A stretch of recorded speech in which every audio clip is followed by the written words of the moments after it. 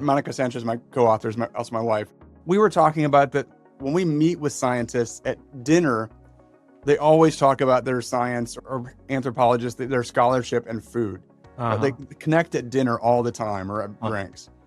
But it's secret. It doesn't seep into the daily life. And so it first started as just a way of telling these stories of what comes up at dinner when you talk to a primatologist about food. And then as we started to write it, and so it was like this secret world, like let's share this kind of pretty fun secret that we've spent luxurious years traveling the world, meeting with clever people who want to talk about chimpanzees and food or these kinds of things.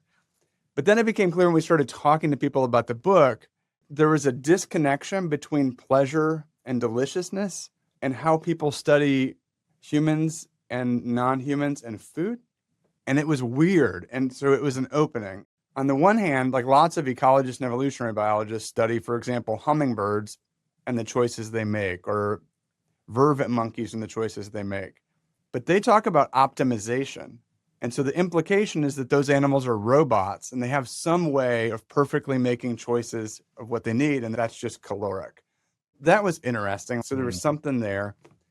And then the other part was anthropologists who work with hunter-gatherers would do the same thing, but for different reasons, right? They would attribute to hunter-gatherers this sort of perfect ability to make choices, but they wouldn't allow them pleasure.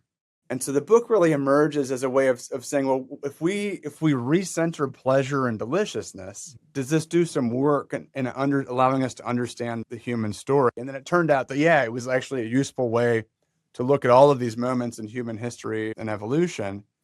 But it was also interesting how uncomfortable people were talking about it. What is the source of the discomfort there, do you think? Is it because it's typically dismissed as, well, this is just a sort of banal type of pleasure? It's not particularly meaningful, or we could do without this? Where's the discomfort coming from? I don't know. I'll speculate that pleasure seems frivolous. Yeah. Pleasure is a bougie part of the world. And so to take a bougie part of the world and attribute it to a hummingbird. Yeah. It's also that the people who study the different parts of it are not the same people. And so the people who study hummingbirds in the field are not the ones who study taste receptors or olfaction. And they don't know each other. They've never met. The field people, on some level, they know that the hummingbird is making a choice and it must use senses to make a choice. And if you push them, they would say, of course, it's choosing the thing it prefers. Well, then what does a preference mean? It means it's pleased by that thing. That's embedded in the language.